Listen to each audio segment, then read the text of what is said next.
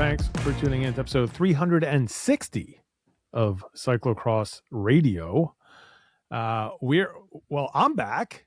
Bodie was here once without me. He's also back.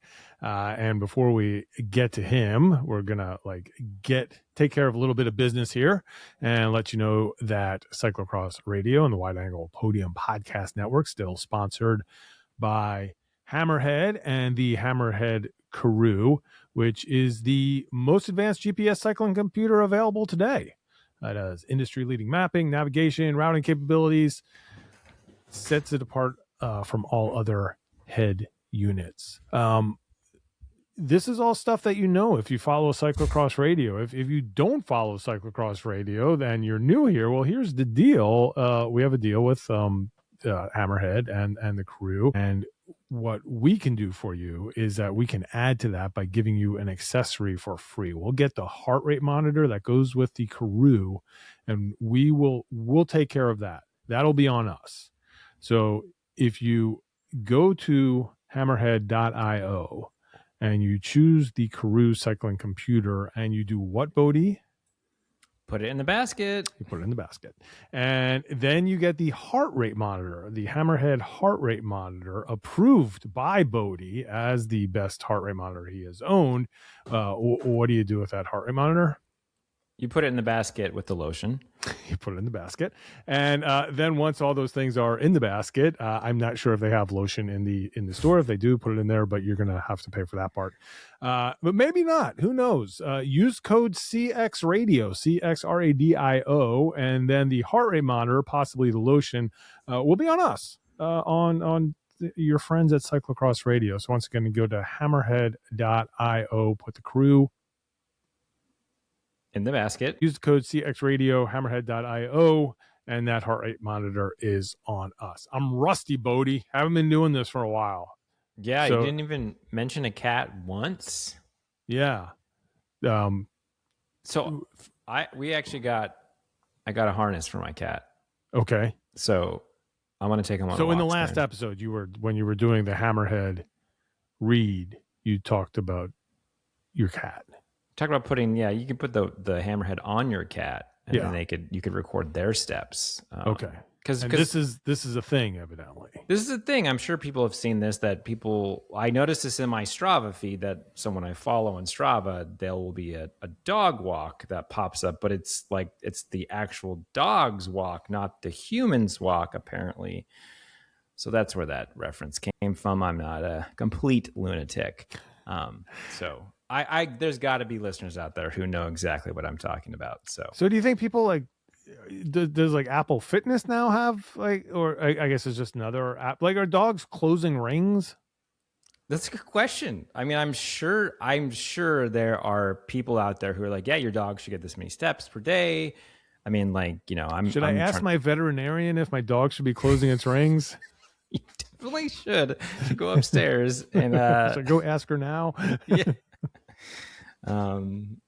I mean, I've got an active cat. I'm convinced she would go on a walk with me. She loves to run. So yeah. Is this going to be the new thing? It's going to be like Peter Attia, like longevity for cats? Oh yeah. I mean, there's dogs. all kinds of stuff. Are you working on your cat's muscle density to make sure that, when it's old, it's able to carry its groceries into the house? Well, it's able to get out of the litter box, right? It doesn't need help getting out of there. It can squat properly. I mean, you go on the internet and you start scrolling long enough, you will think that you're killing your cat in every single way. We've got 75 different types of water dishes now because of whisker fatigue that I'm, torturing my cat, and we get this fancy water fountain. Whisker What does fatigue. The cat do? Yeah. The cat goes to the shower and drinks the tub water, or it drinks the water under the Christmas tree. The best tasting water ever. We had one of those like moving water things, and it was just a fountain in our house that nobody used. I haven't seen our cats use it yet. Our dog has like an elevated feeding station. So right. Opens up that digestive tract. I don't know. I don't know. But Bill, you're back. You're back in the States. You Kerstperiode, quite a run. I mean, I know it's Kerstperiode is always jam packed, but for whatever reason, it seemed like a very it really worked out where it was like Nomura was one weekend, and then the next week, like just everything started, and Well, it it's was because the World Cup is so condensed now. I mean, yeah, that's what changed. Like, it used to be that curse period. That's when these other series got to shine, right, and now the big bully has just decided to take over curse period as well. yeah. You know, It we was quite. It was good though. It was we were able to record with Tyler at one time. Unfortunately, we're not able to get together again. I mean, it's Christmas. I had family in town, so it was like didn't really want to be like, hey, I'm gonna go talk cross. I did make my family watch cyclocross, which was awesome. nice. What y'all watch? And what was near Christmas, right after Christmas, and then before Christmas. Well, I guess So Zolder was the 23rd, and then we watched Havre was the 26th. yeah, Havre. Dry Definitely watched Havre. Havre together, yeah.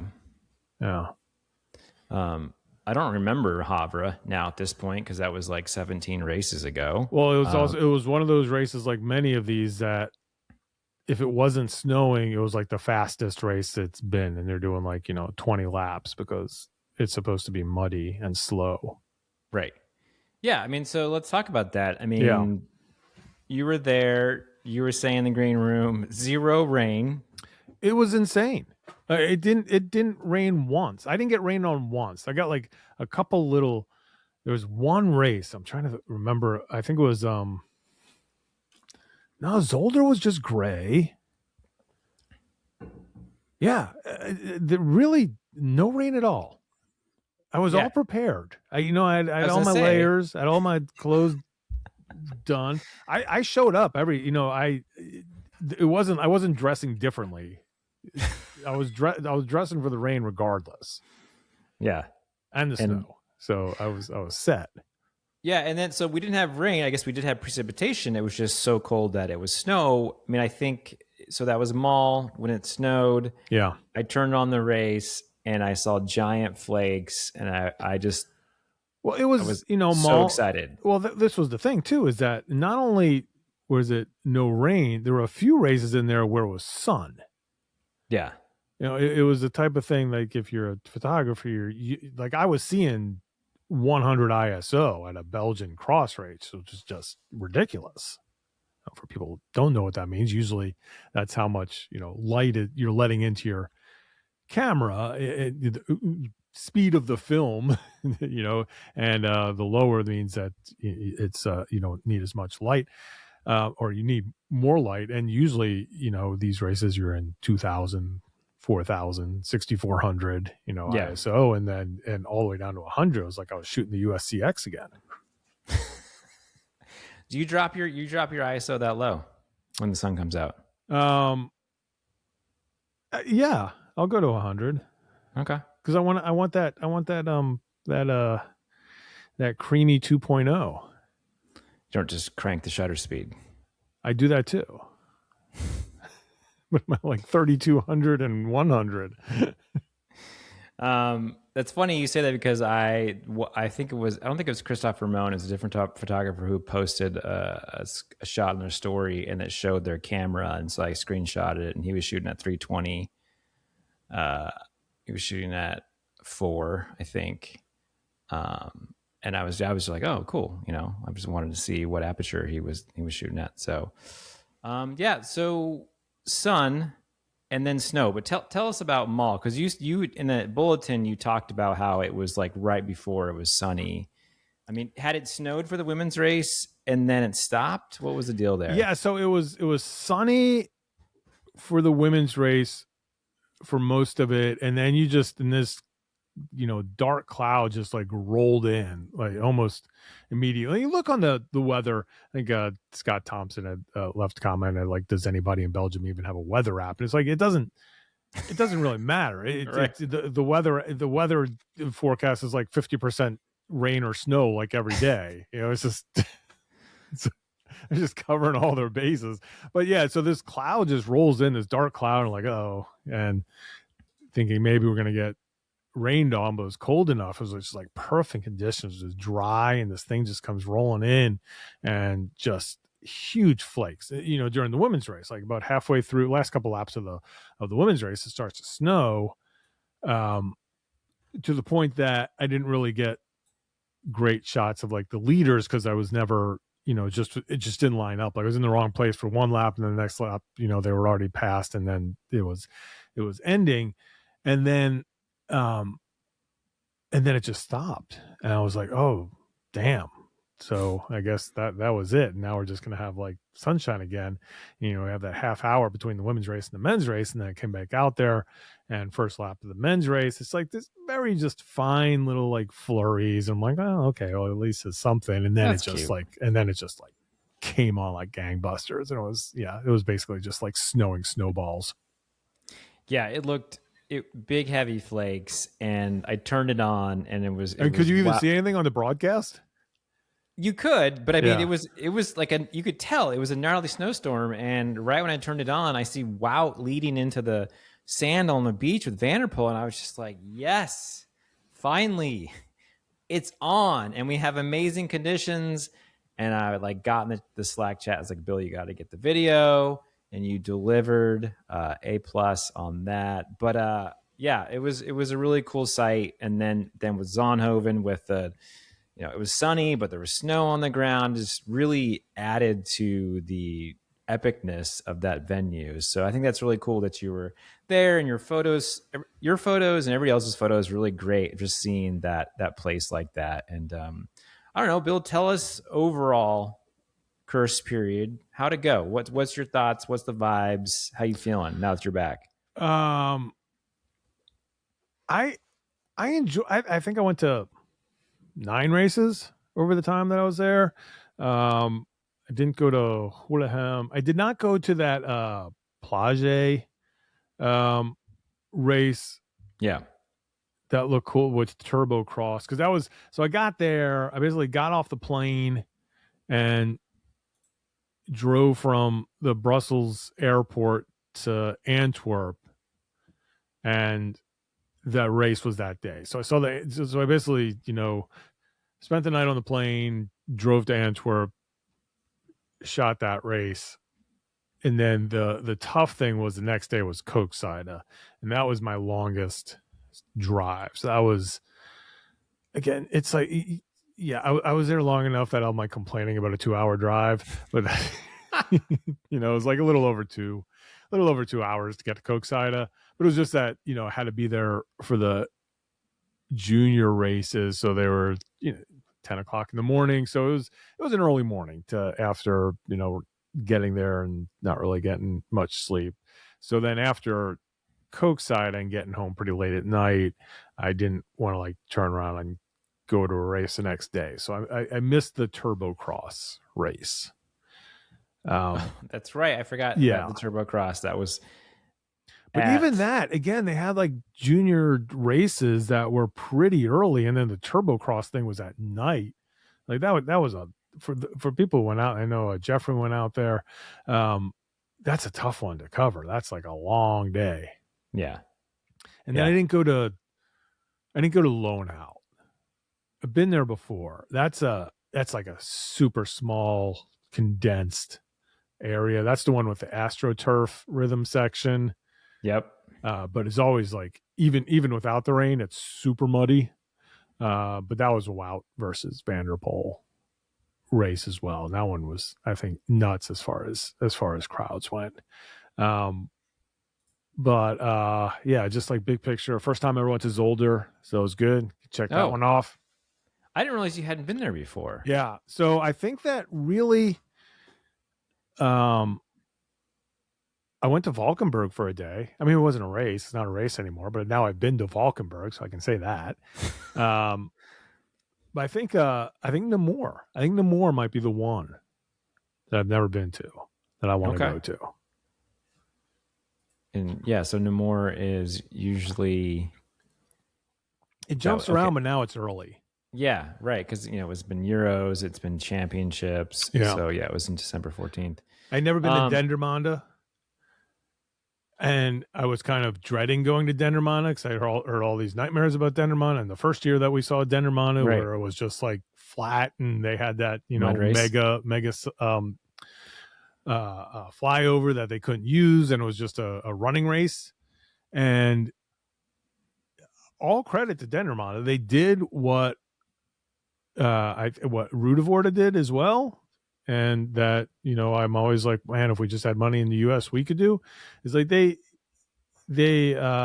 just changed the whole topography of the ground. They have heavy machinery, and they built a big, huge hill in the middle of their site, and they then carved all of these cool little routes through it, and put steps on one side of it, and put a sand descent on the other side of it. And it was like, there you go.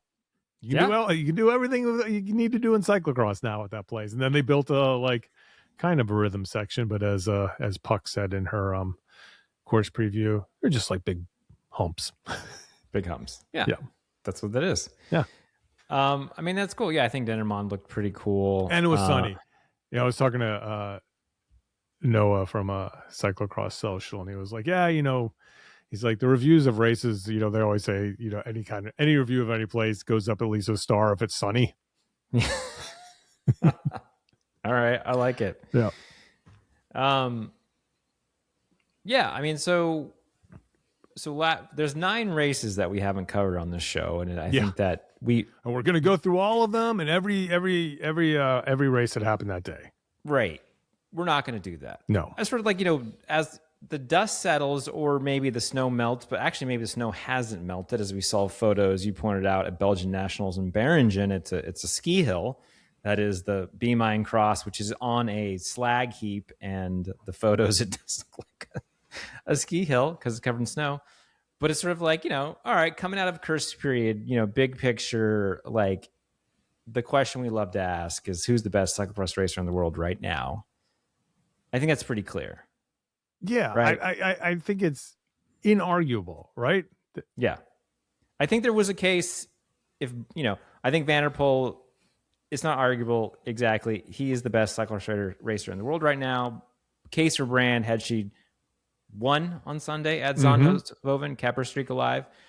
But as you said in the green room, he got 2 flats on Sunday and still won with the big gap, and never really looked challenged. There are points where various riders were either riding with him longer than we thought or challenging him. But once he decided to go, that was it. Yeah, and I love his description of getting a flat tire too. He was basically like, well, it just means I'm going to have to pedal harder for half a lap. Yeah, because he has all the skills panic. in the world.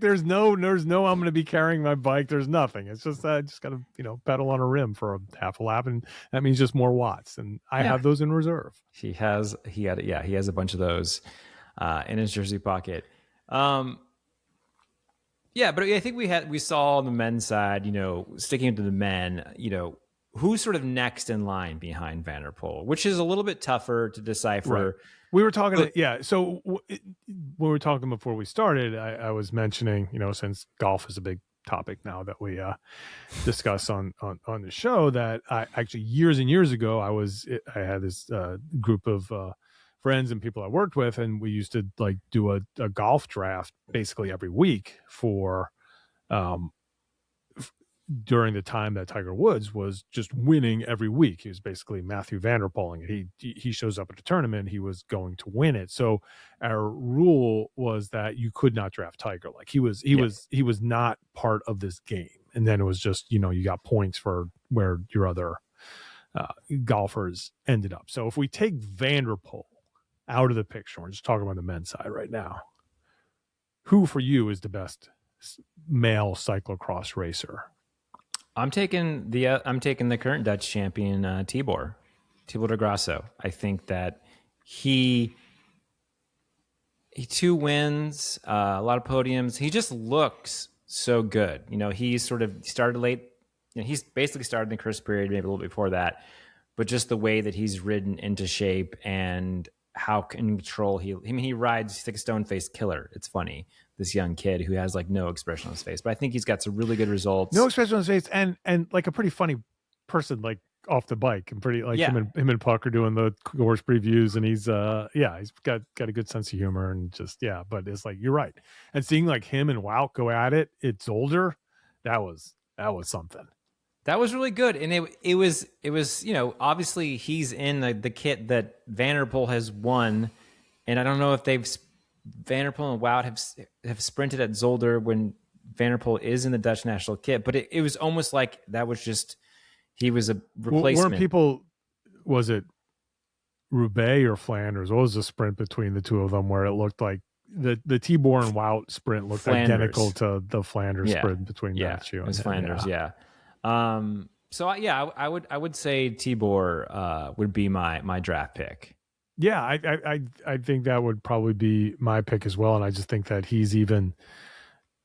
It's such a shame that Wout is now out of contention because I think both of those guys were riding themselves into form, and that they were, not to say that they would be on the level of Vanderpool, but at least they were getting closer. And it's such a bummer, not to skip ahead, but talk about that mall race where it was exactly what you were saying. It was like, here we go. Wout's out there. He's doing it. He's with him. We're getting exactly what we want. And possibly the last season we'll see these two race against each other, and then just the Wout and his bad luck. I know. I mean, he goes around that. I mean, that watching some of Zonhoven again too, and just like the sketch is so scary. Like I was thinking, like if I had to ride that course, obviously I would be scared in regular conditions, but the packed snow that turns to ice, that the transitions from where dirt. it's not even the kill that you're worried about.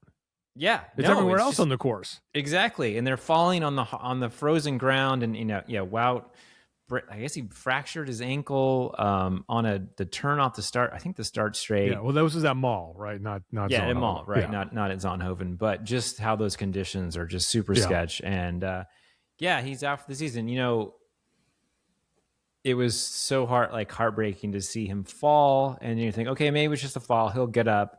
Takes a while to get up, and then he has a hard time getting on his bike. And then when he goes into the pit, you're like, I don't think he's gonna finish. And then he's hobbling around, and you're like, oh man, wow, not again. And you feel for the guy. He, like you said, he just never DNF'd a race until that one.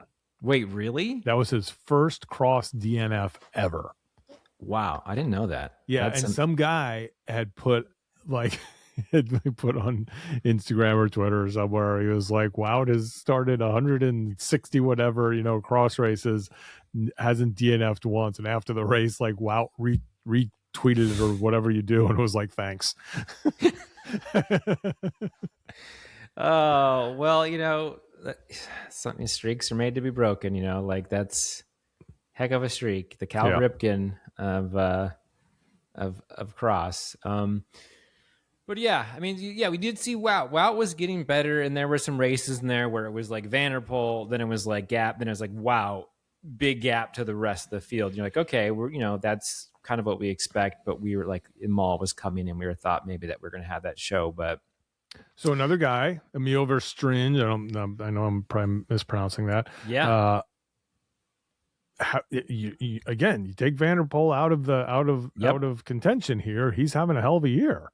Yeah, I was just looking at his results, and just he's up there. I mean, he's always up there. He's like it's going to happen where he's going to break through, because he's always 45 minutes in. He's right there. Yeah, and we even saw that in Ball, where he is on Vanderpool's wheel, and Vanderpool actually makes a mistake, and he's even in front of him. The worst thing that happened to Verstringe in Ball was Vanderpool crashing, because I think that just kind of woke him up. Oh, and he was woke up Vanderpool. Woke up Vanderpool, and he was like, "Enough of this! I can't be messing around." And then he just kind of dropped him. He got back on his bike, caught him, got on his wheel, and it was like, "Okay, we're ending this here with a couple laps to go." Yeah, no, Emil's been doing really good. Look, I'm looking at results: 3rd, 2nd, 4th, 5th. A 13th at Cokes out of 3rd, 5th, 9th, 5th, 18th at Hama, 3rd, 4th, 6th, 4th, 3rd. So this season. Really good for him, and I think that's a good draft pick right there, Emil. Because like you say, take Vanderpool out of it, and he's breaking up the we used to talk about big teams in cyclocross, right? Or the Lions, or the Sauces. Now we got Now Alpecin. Alpecin, I mean, isn't yeah. that just like by default? Or Well, I mean, like Kralen's also a big team, and Johan has also been riding pretty well. Really good race at yeah, Diegem. Speaking of that team, we lost Sweek, right? yeah. Broke his collarbone. This I was thinking about because looking at the other men, it's like, Joris has had some issues. His knee has been hurting him. Niels has been racing like crazy, Van de Putte, but also has been kind of sick, although he pulled off the win at the last Super Siege race. Tone's always been just like right there. Tone's been right there. Yeah. Tone's had a pretty good Kerstperiode, I'd say. Yeah, looking at his, Zonhoven 5th, 2nd, 4th, 5th. Little farther back there, Dendermonde 10th, 4th, 7th, 5th. Yeah, I mean he's like right around the top 5 every race. Yeah. So I mean, what about Tebow? I mean, I put That's the question. Tibor. That's the one that neither of us are like mentioning. That is just the question mark here. He's, it's really interesting. I'd say there's definitely an improvement this year in Tebow and the way he races cross, but he still is. What do you think about his admission? This is a Belgian cyclocross racer who admitted publicly that he's not good at riding in the sand. Yeah, I thought that was kind of shocking. Yeah, to admit it like that, to come out and say it. Do you think that's what he meant about shitty Belgian courses, the ones that have sand? Yeah, all those like U-turns in the sand, he hates them. Yeah, those are terrible. But yeah, he won Dendermonde. He has some, obviously he's got 1, 2, 3, 4, 5 wins this season. Yeah, it's not like it's a bad season. No, it's not. It's just and even you look at the last race, you look at Zonhoven, it's like, well, I mean, the guy like did a spectacular flip over a fence on an icy straight. But yeah, so it's like that's not like he's not in shape or anything. He's just taking himself out of these races.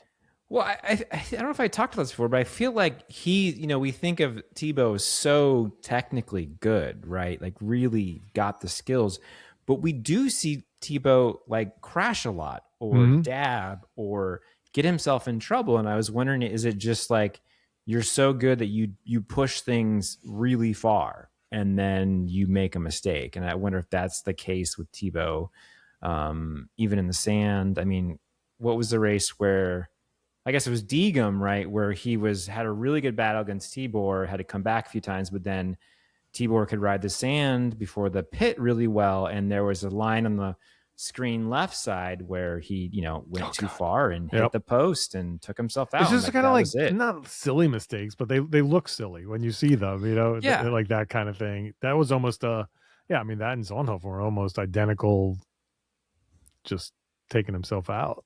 Yeah. I mean, kudos to him though. Like he didn't quit at Zonhoven. I thought maybe he would. I mean, he broke the bars. Like it's almost like, dude, like you crashed that hard. Like I don't think anybody would blame you for stepping out, but he was running. He was hyping up the crowd. He was, trying to like put on a show. And so I was happy to see that. Here's my question for you. Yeah. At 32 years old, is Michael Van Toorn washed? I don't know. That's tough because I was talking him up in the beginning of the season. I mean, he's still, I mean, where is he at in wins? I think he's pretty close to what he has won before. I mean, he won Tiralba. That's the last race he won. It's been a while. Do we count that? Yes, of course. You get points. You count it. Let's see. 1, 2. Yeah, Overijse, Rudevorde, and a Swiss Cyclocross Cup. Those are his other wins. Those are all small races, and the World Cup he won was not well attended. 3 podiums during Kerstperiode. He beat an injured Joris and Lawrence and Ryan Camp. That was Tiralba. Yeah, and he finished second to Niels, third to Joris. I mean, so yeah, no one was at that race. I mean, of the sort of guys you're talking about. So Maybe Bill. I mean, And he's on the men's side, the top sauce. he is the top sauce, right? No Ellie this year. Maybe the time, 30, 33 racing age. I don't know. I have hope. He's a guy. He's a veteran. He can pull out something big. Okay. We'll see what happens in Beringen this weekend. He had a really, I mean, speaking of Van Turnout, he had a really good race at Diegem, right? Where he crashed, was at the very beginning and was like in last place and just was like ripping like insane laps to like get himself back up. To believe he finished at 9th. Sixth. Okay. Yeah. And so because that, if you look at I'm trying to pull up the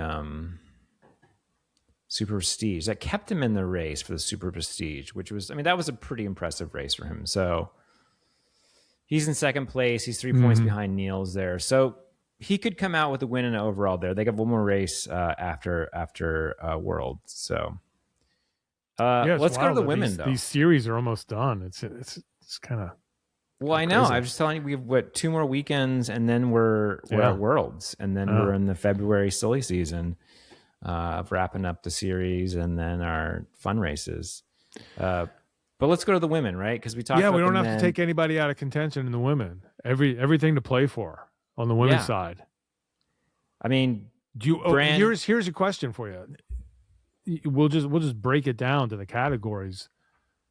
Who is the greatest women cyclocross racer in the world right now? Right now. Mm-hmm. Well, I mean, that's a little bit tougher. I'm going to go Brand still. I think that she's still stronger than Alvarado. Yeah. But she did crash a bunch at a snowy Zonhoven. She's broken her nose there at Zonhoven. Oh my God, so I remember that. That's when they were all going down. I was like, oh God, not again. Yeah. But Alvarado, I could hear a case for Alvarado right now. You tell me Alvarado's the best female cyclocross racer. Can we just talk about Zonhoven? What a crazy descent! Yeah, I mean, more lead changes in 10 seconds. Yeah, that was the first lap, but that's the second. They don't go down that thing part twice. There's another chute, right? There's 2 chutes. Well, so it was on. It sure was the first lap or the second lap. I want to say it was like 3 minutes into the race. Oh, was it? 1 minute. Yeah, 1 minute in, they're going down. I think the other side. No, it was definitely on the right hand side, which is the first one that they go to. I think. Okay. Maybe it wasn't. I don't know. This is the problem. This is why we're doing this like this. I went to all these races. I can't tell you what happened in any of them. That's what I'm saying. It's a lot. Like I think I wrote about this. Like that's the thing about cyclocross. It's very similar to the NFL. It is truly at that level. You know, we're not talking about local. I know local and everything is awesome, and you want to go and you want to see it in person. You want to see it in person in these Belgian races too. It's amazing to be there. It's amazing for the ambience and everything, and just seeing how strong all these riders are and how fast they are, and just the skill, and to see it up close is just, is incomparable. But when it comes down to it, you're watching it on TV still. Yeah. You're finding a place where you can see the big screen and you're watching the race on TV, because that's where cyclocross shines when it's broadcast. If you're just at a place, some venues, you can kind of run from spot to spot and see a lot of the race, but most of the time you're seeing them once every 6 to 8 minutes. Yeah. So, yeah. Yeah, no, and it's being there in DeKill on next to the barriers would be great, right? That's a really cool experience, but you're not going to get the full race action there, right? Unless you also have a big TV screen next to you. That's so also a race. The cool thing about that race, just to go back to photography corner, you don't need a media credential to get good shots of there, right? Because it is an amphitheater. You can be up high. If you have a long enough lens, you can get super cool shots with all that crowd and everything in there from anywhere. How was it working that race in terms of getting around? It's one of the best. It's one of the best because they have So all of these shots that you see where you see the whole, the two shoots and everything Yeah. else, that's like on the far, it truly is a bowl. So it rings all the way around. And on the opposite side of the two big descents, at the top, it's all roped off and it's just media only. Okay. And we got this little door that we can go through you basically go from the press room. It's like the perfect setup. You have the media room, which is it's my favorite media room too. It's in this dog training center. It's just a little building where the dog training club hangs out, before and after their training. It has a full bar in there, the dog training club, because it's Belgium.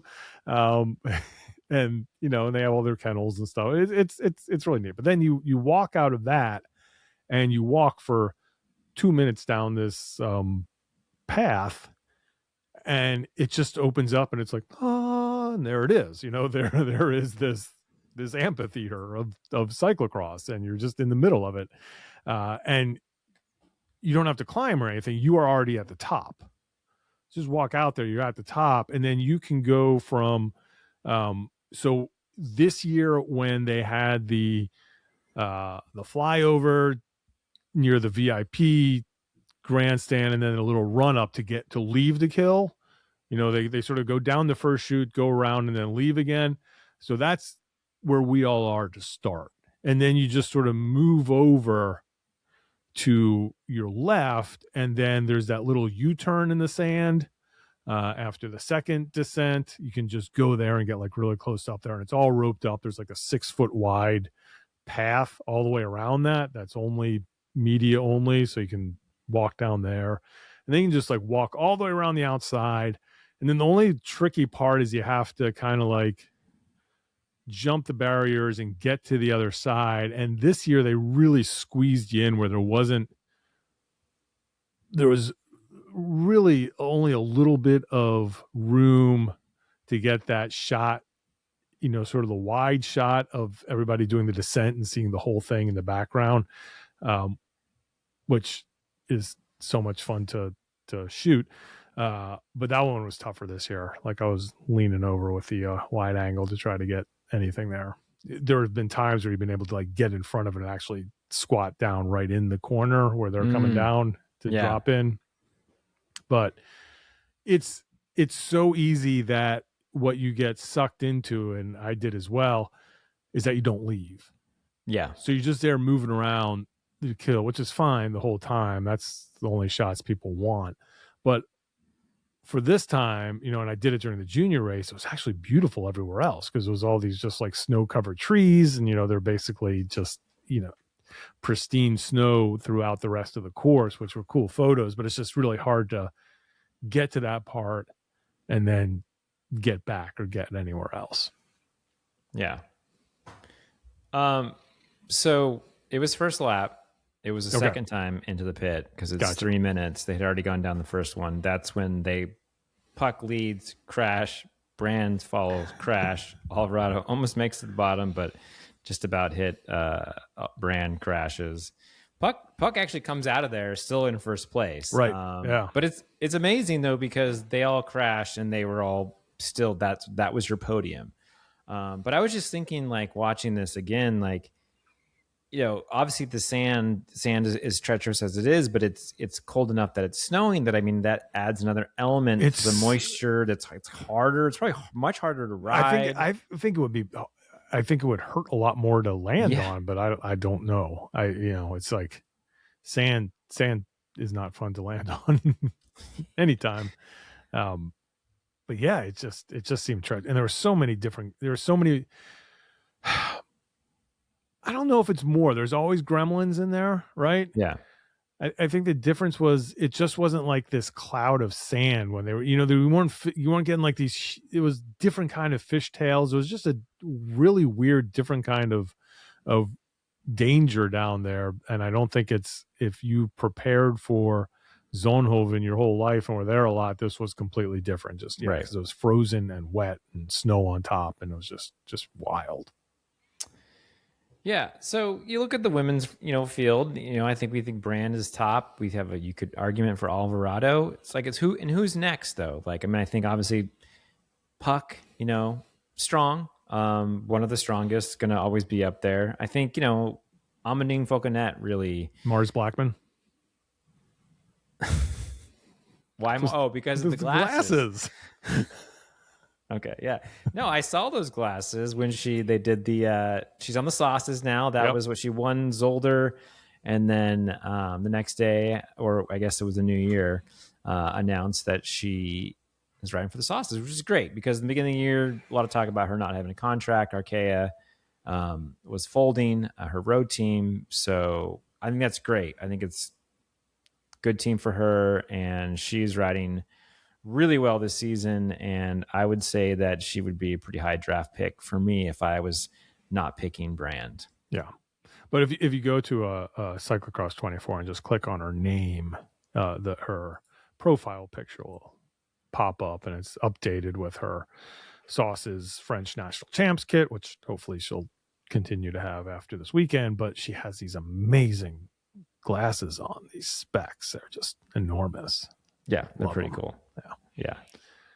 I think she's a threat. I think that is somebody who could just put it together and surprise everybody at like a world championship. Yeah. What do you think? What do you think about Aniek van Elfen? I think like a lion. Is she going out like a lamb? I'm hoping not. I was thinking about that. I mean, she came on pretty strong. Maybe not all the strongest riders are there. She took advantage of that and raced really well. Long season. We see these racers who do all of them. Here's the funny thing. You think that she's like, oh man, she's sort of fallen off. And I guess this is good for her team name, but her worst finish is 7th season. Yeah. I mean, she's very solid. Like it's been a really good year for her, and maybe a little rest. Dutch Nationals, I don't know. I don't think she's going to win that one, but she could surprise us. But where is she at? I mean, World Cup overall, Brand has a considerable lead there. She is still leading the Super Prestige. And then it's the X2O. Let's see. Brand, huge gap. She's not even in the running there. So still could salvage a good season with maybe some, good finish at Nationals, good finish at Worlds, win Super Prestige, maybe wins a race in February. Do you think that Vanderpool... Oh, no, he won't, 'cause he has to race Hogerheide at least. I was thinking, would he skip the last 3 World Cups so he doesn't have to wear the World Cup leaders jersey? So you do wear that supersedes Worlds? Yeah, I think so. I think he has to wear it. That's a cool jersey. He should wear it. Mix it up. I was trying to count the rainbow bands on his kit to see if they match the amount of Worlds that he has, but it's actually more because he has the wrist and the elbow and then the bicep. So he's got. I do like on the long sleeve where it's just where he has the double. Yeah, I know. Well, do you think it's 2? Do you think those aren't arm warmers? Are they? No, I think that's a jersey. It's the long sleeve jersey. But he does wear he wears like knickers. He's like a dentist. He's got like the knees covered.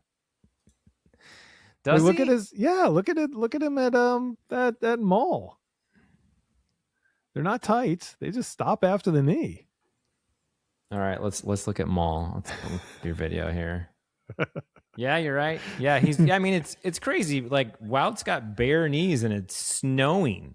Like, well, Wout can't feel his knees anymore. So it's you'd think with his knee he'd need to keep it covered. That's what I'm saying. He's got no nerve endings there anymore, so it just doesn't affect but like him. You gotta keep it's all like you gotta all the tendons and like the fluids in there. You gotta keep them warm so they move. He's just bone on bone. Maybe those are arm warmers Vanderpool's wearing. That's what I'm saying. I think he's just going. Okay, in this video, I think it is arm warmers because he doesn't have the wrist one. But I swear, it's Zonov and he did.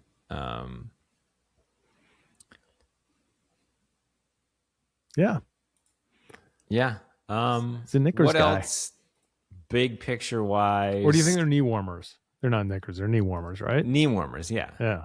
Knickers Not even would leg be- warmers. Yeah. He's making everything cool again. So Yeah. cyclocross, definitely Olympic sport. Yeah, this is an interesting thing, right? Because my whole the whole thing I've been arguing for is like, let's just get away from this stupid snow thing where you have to race in the snow and the ice for it to be a winter sport. It's just like that is so elitist at this point. Most places in the world don't have snow and ice. Let's just make sports.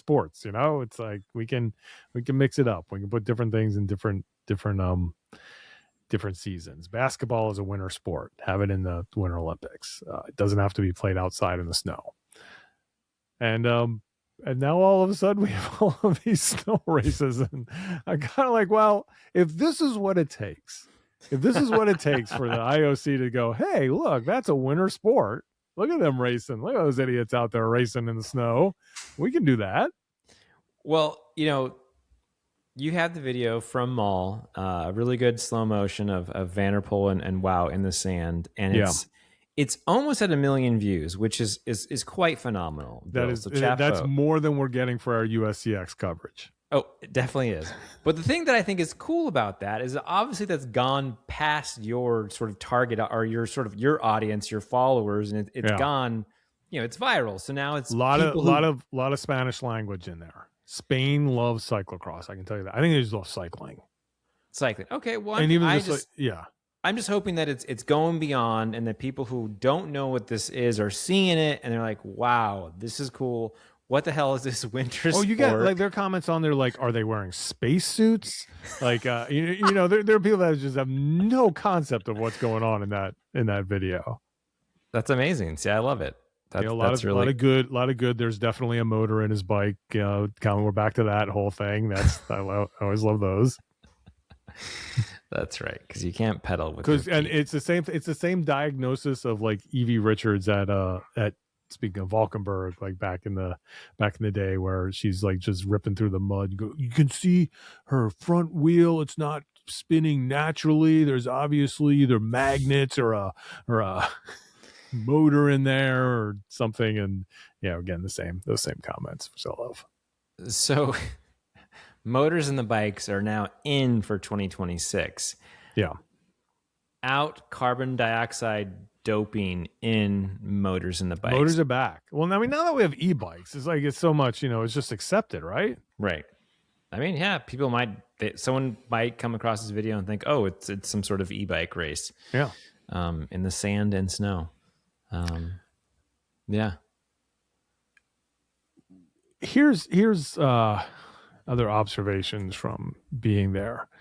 Here would be the thing that concerns me a little bit about this trip, and even the first two World Cups, Tauber and Flamanville, tough to say because they're sort of the remote locations. But when we're in the heart of cyclocross, and then in the Kerstperiode when everyone in Belgium has nothing else really to do, and this is all subjective, I thought the crowds were smaller everywhere I went.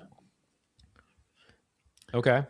Even at Zonhoven, where I think the Hill was crowded, I thought maybe the rest wasn't as busy as it's been in the past. Koksijde was the one that really stood out. And I know that's kind of remote too, and not as many people go, but at the same time, I feel like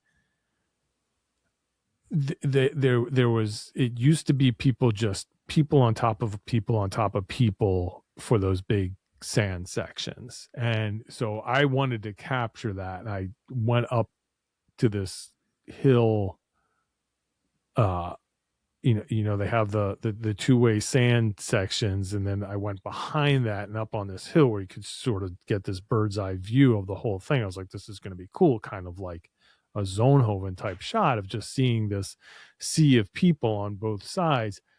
And it just stopped, and it was like 6 rows back, and then it was done. And that really stood out as being different than what it's been in the past there. That's interesting. I mean, because Vanderpool was there. Yeah, well, and we were kind of talking about that. Wout wasn't. Well, I was gonna say, was Wout there? And No. I don't think that Vanderpool is not a Vanderpool anymore. Right. As much. As People much. are still going to come out to see him. Yeah. I mean, again, he's not Wout. He's not Belgian. And no Wout at Zonhoven. Yeah. Zonhoven, I think, was still okay. And again, I think that is also a race that you get a lot of people that's their bucket list race. Yeah. As it should be. Go to Zonhoven. It's worth it.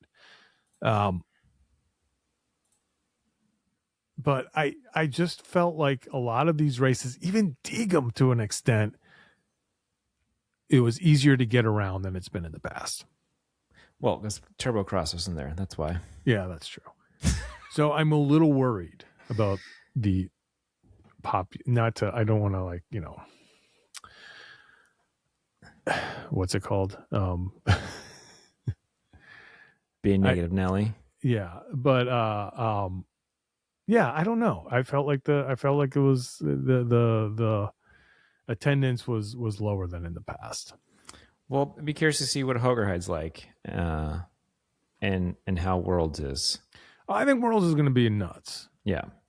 And Worlds Holst is a place that already it doesn't hard. take a lot to get to capacity. Yeah. And to get over capacity. And for what they're doing, and they're having all of these offshoots and all of these pontoons off to the outside of the fort walls and stuff to try to accommodate more people, and hopefully that works. But yeah, that's gonna be crazy. Yeah. So right. I don't know what any of that means, but I just feel like it was kind of coming after our experience at Nationals, and then going there and going, oh no, this is happening everywhere. The place where we always think it's busy and always full and is the Mecca.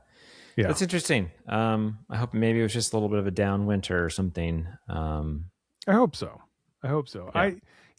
I had promised more data about Nationals, and I am still working on that. That is a kind of a long-term article that I have been doing a lot of nerding out over the data. I actually got Colin was able to help me out, results boy. Nice. grab some numbers. So yeah, I think we got some good data just on what Nationals looked like 10, 15 years ago versus what it looks like now, and just even going into like Saturday versus Sunday, and just different categories and where we stand in the year, and just a lot of different variables to look at. What I think is going to be my conclusion as a spoiler, Boedi, and I don't know how, I'm sure we've talked about this before, but I don't know if I sort of like had it this crystallize. What I want to see is a North American national championship weekend.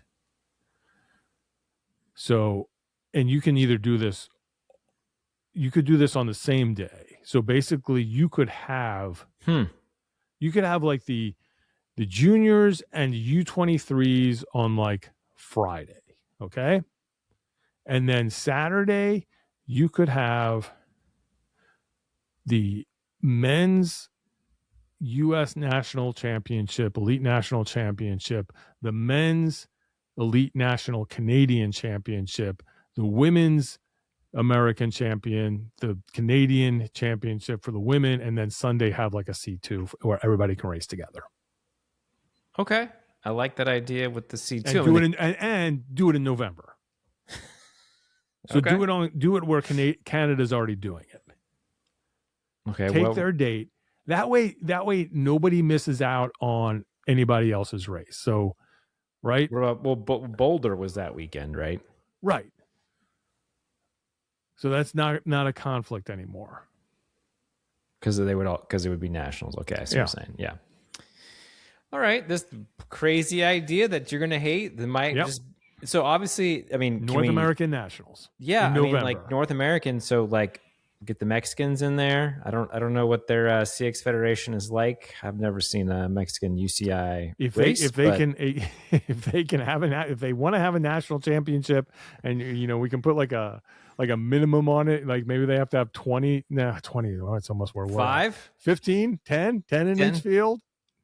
Can they race in the Canadian or the American, and they will just you podium like a out? subset? Yeah. Okay, worth thinking about. But I do think it would be cool to have North America together, to have Canada and the US on the same day for nationals in the same location. Yeah. That would be. I mean, like, look, those two countries are racing together quite a lot. Yeah, exactly, and that's why season. That's why you get like that Sunday where you're just like, all right, now everybody can just race together. Like we're just doing a C2. Yeah, let's go crazy. It's kind of like what we do at like Pan Am's. I like it, and things are always crazy on the day after at the big championship race. So who knows who could win that one? Yeah. We got some questions. Yeah. Okay. See if I can actually find some. Ryan Popple wants me to bring him to Belgium next time. Like, fine, it's good. I mean, if you fit, I'm trying to reduce what I bring to Belgium, so I don't know if you're going to fit in the carry-on. Hot Factory Racing asks, "Why are you like this, Tebow?" That's a good question. Yeah. I don't know. It's hard being the son of a legend, It is hard. You got to make your own path. He's had a successful season too. He's had a season people would just like wait their whole careers for. And it's right. So it's like, are we expecting more of him? That's it. I think we do. We have more expectations. And we were talking about the beginning of the season that this was kind of going to be the year of Tebow. Maybe he'd have this breakout year. Maybe he'd be the next in the big three. And it's there is no big three is the problem. Yeah, but it's also interesting that now it's, who's better, Tebow or Tibor? Yeah. It's a tough one to answer. All right, Chris Bennett, did you notice an ebb and flow of attendance at venues during Christmas period? Yeah. How's the state of cyclocross? I should have read that 10 minutes ago. Chris, thanks for reading your mind. Yeah. Okay, a couple of these questions. Andrew Strohmeyer updates. He actually put something out on his own Instagram about just that. Just getting sick, having some back issues, and just not wanting to continue to just grind on and make things worse. So he's taken time off. I think they're all in Calpe now in Spain and getting more training in, and hopefully he'll be back for the last few World Cups and be ready to rock for World Championships. But I'm sure it's, I don't know. I don't know if he would use the word frustrating, but it seems like it. If that were me, it certainly would be frustrating. Yeah. After that strong start at Tabor. Yeah. Will Ekrasnai? Maybe it's backwards. Ian Sarke? Ekrasnai. Will we ever see a competitive at the World Cup level again? Katie Compton has been, and that just ends. So I think we're seeing competitive Americans. I think we, if you look at the, are they asking, are we going to see competitive Americans at the World Cups in Europe? I guess, yeah. You have. That was kind of a question I asked you. Like, did you see any strong domestic, rides? Well, like just look at like Zonhoven. They even had better results than this, but like Lydia and Vida, who both are like 19 and 20 years old and getting top 20s in World Cups. I mean, you can't really. They were two of the youngest in that top 20. You can't really argue against that. I think that Alyssa and Catherine Sarkisov were up there as well in races. I think that on the women's side they're doing that. I think Strohmeyer was doing it on the men's side. I think that Henry Coote was putting in good races and will get better. I think that we do have people that are competitive. Or is it going to be Katie Compton again? I mean, look, I mean, she had more wins than most of the Europeans, so that's kind of a whole different standard, not just why can't the Americans do this? Right. So, yeah. Vita top 10 at Ball. Yeah. Probably the best domestic finish of the Kerstperiode. It's a good race. Jackrabbit 49. This is a great question. Unfortunately, I don't have a great answer. Best rider car design I've seen. I don't think I saw any rider cards when I was there. I'm not hanging out in the paddock area much. It's the problem.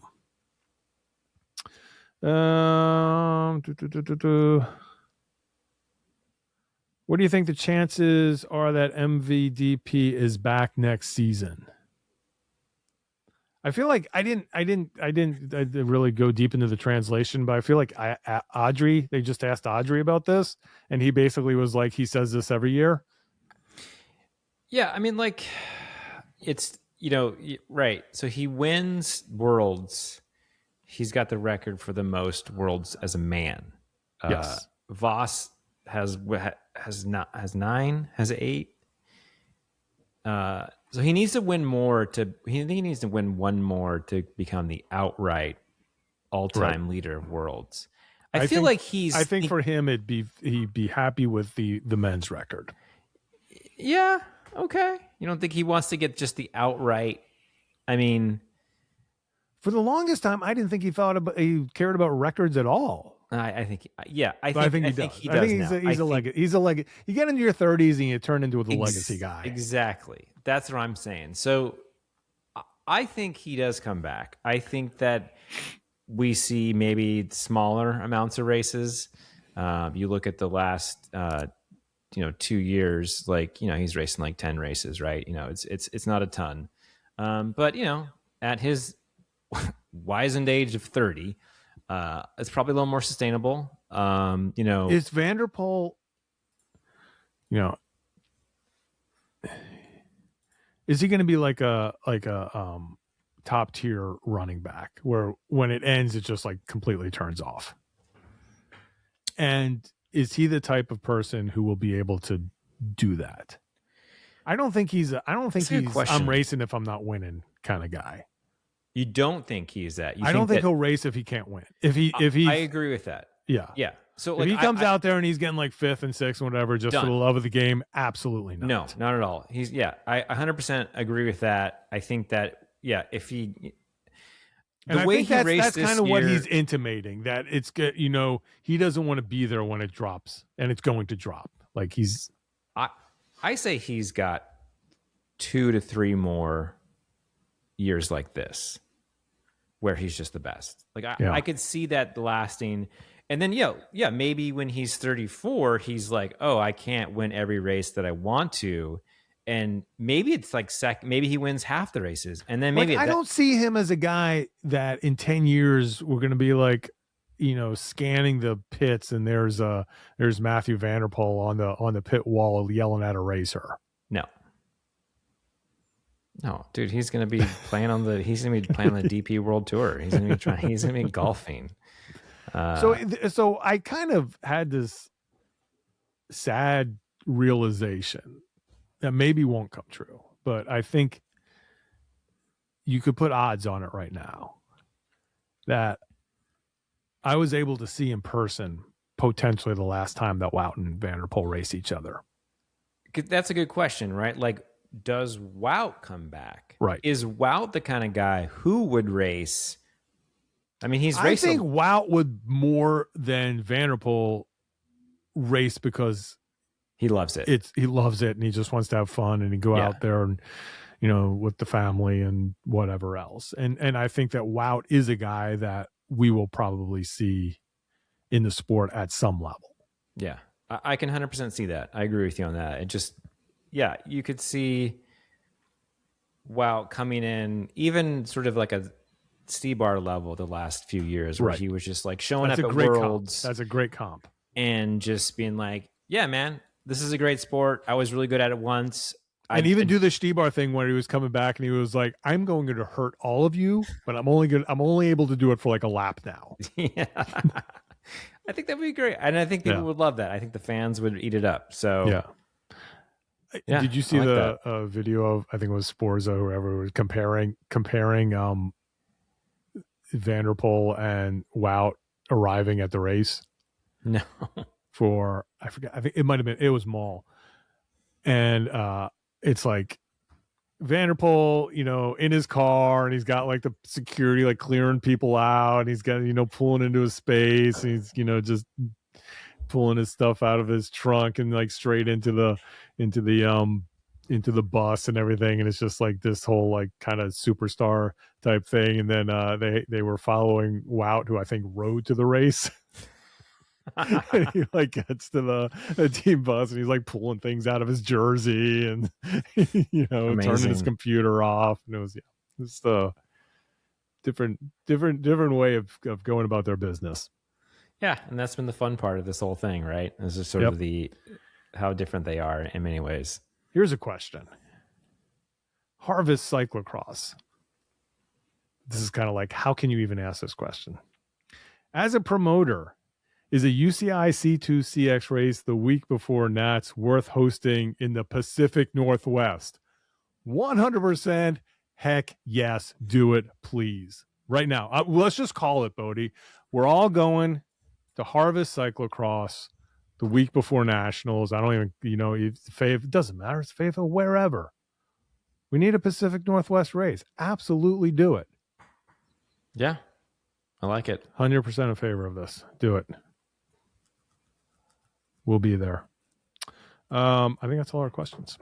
Just, can you make it like an hour or so from Portland so I can stay with family? Like if exactly. Homecoming area, for Boedi. just bring it down south a little bit, Tacoma, wherever, Lacey. Yeah. Okay. Kerstperiode wrapped. It's over. Yeah. We're done. It is. It was good. Go make I get all of these questions about like going there and doing this.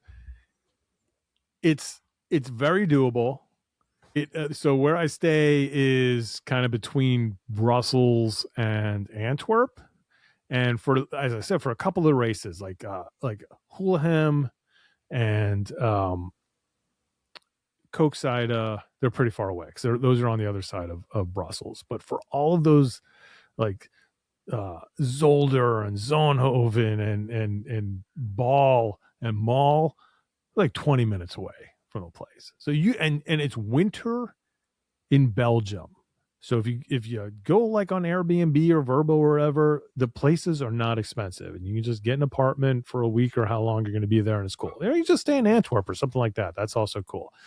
And then you can take a train or a bus, or if you have to rent a car, it's pretty easy. You just got to park in a lot somewhere. It costs maybe 25 or 30 euros to go to a cyclocross race. And you get your little beverage card and you put another 30 euros on there. I mean, you're out of there for under $100 per person easily to see a World Cup. Yeah. Sounds like a good time. You can't get that kind of entertainment for that cost in the US. We got to get that crew that I met in Nationals that goes all in Nationals. I wonder if they should go to Kerstperiode. We should get Tom and his buddies to go to Kerstperiode. Yeah. But definitely worth it. Yeah, just pack the appropriate clothing, layer, and you're good to go. If you want to go native, then you just get the white Air Force Ones and you wear those to the race. Skinny jeans and some skinny jeans and a black jacket. Yeah. But yeah, even concern trolling. That was what I was trying to come up with before. I don't want to concern troll, even if the numbers are down, and they even say it. They're like hurting for sponsorship and everything else. It's still worth going. So go while you can. Book your trip for next year. That's a good Christmas present to yourself. Yep. And your family, your partner, whoever. Yeah. Well, I'm going to actually do something different this weekend, Boedi. I'm going to watch some races. I think that if we can, if you are a subscriber to the CX Series Bulletin, I think you have to be a paying subscriber maybe to get on the Slack channel. I think that somebody has posted some good leads. I think Jan might have put up the Dutch telecast. Right. Jan will be on that with all the links for all the races. Some of the stuff we can watch, but it might be hunting. I'm gonna have to get into this, like figuring out how to watch races. Yeah, I wonder if there's anything. No, there's probably gonna be anything on HBO Max, but I was able to just turn on the TV like for the race I didn't go to. That's nice. And then we were watching also. Ethan stayed with me a few nights when we were watching the WDC Darts Championship. Ooh, which is pretty sick. That's a real sport right there. It is a real sport. That's hey, you want to have your golf. You want to have your golf podcast. I think Tim and I, Super Rookie, Rookie would start a darts podcast in a heartbeat. Is it like in darts? Like, is it you do have to drink alcohol? Like that's like, if you don't, is there like a penalty? Like it's part of the sport, right? I went to one of these matches again with Ethan and Jeffrey. It was like 2 years ago now. We went to it. It's insane. One of the best live events I've ever been to. Interesting. It's like Comic-Con at an athletic competition. Like you go in there and I don't even know if they are supporting different. I'm sure they are different players or stuff. Dartsmen? What are they called? Darters. But there will be, you walk in and there's like, oh, there's a whole table of Minions and there's a whole table of Where's Waldo and different costumes over here. Like every freaking person in there is in a different like costume. Wow. That's interesting. Yeah. Okay. And, it's all songs and chants and, somebody gets a 180, then the place goes nuts. And yeah, it's so much fun. Live darts next. Yeah. On ESPN Ocho. All right. Okay. I guess that's about it. We can sign off. Tell me what's going on with golf. Golf. Played a lot last week. Yeah. Had a lesson, hit the range the next day, and then I played Friday and Saturday, and something happened, and I can hit my driver now, which is okay. Exciting. Hammer those nails. Yeah. I mean, I'll just say this is like, you go golfing, the first tee is always the first tee jitters. You're starting in front of everybody else. People are playing behind you. The starter is there. There's just people watching. You have nerves.